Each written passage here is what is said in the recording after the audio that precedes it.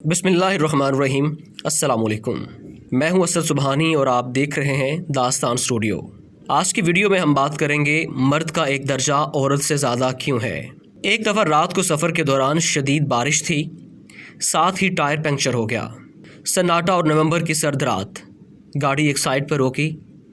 7 साला अरसल भी बाबा के साथ टायर बदलने उतरा और बरसती बारिश में टॉर्च थामे खड़ा था। आपी, छोटू और मामा गाड़ी के अंदर गर्म हीटर ऑन किए बैठी थीं। छतरी ना होने की वजह से अरसल भी बाबा के साथ मुकम्मल भीग चुका था। हम धुंधलाए शीशों से उन दोनों को सर्दी में भीगता देख रहे थे। आपी जो हिफ्स के दौरान जब भी मर्दों के एक दर्जा आगे होने वाली आयत पढ़ती तो सवाल किया करती, मामा अल्लाह ने हमारा एक दर्जा कम क्यों रखा है।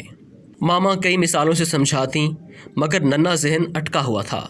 इस वक्त भाई को भीगता देखकर बोली, मामा उसे ठंड लग जाएगी।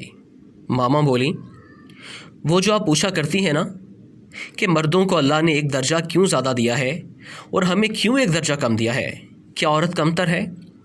तो देखो, ये एक दर्जा ज़्यादा ही है जो एक 7 साला भाई बाहर बरसी बारिश में तुम्हें अंदर बिठा कर गया कि कहीं तुम्हें सर्दी न लग जाए। खुद सर्दी में भीग रहा है, मगर ना ही उसने आकर कहा कि मामा आप बाहर आएँ, ना ही आपको कहा कि आप ही आप बड़ी हो, आप बाहर आ जाएं। ये एक दर्जा कम ही है कि हम इस वक्त गर्म हीटर चलाए अंदर गाड़ी में बैठे हैं और हमारे हिस्से की तकलीफ़ बाबा और भाई उठा रहे हैं। तो बस याद रखें बेटा कि अल्लाह ने मर्द को एक दर्जा बढ़ाकर औरत को न जाने कितनी तकालीफ़ से निजात दे दी है।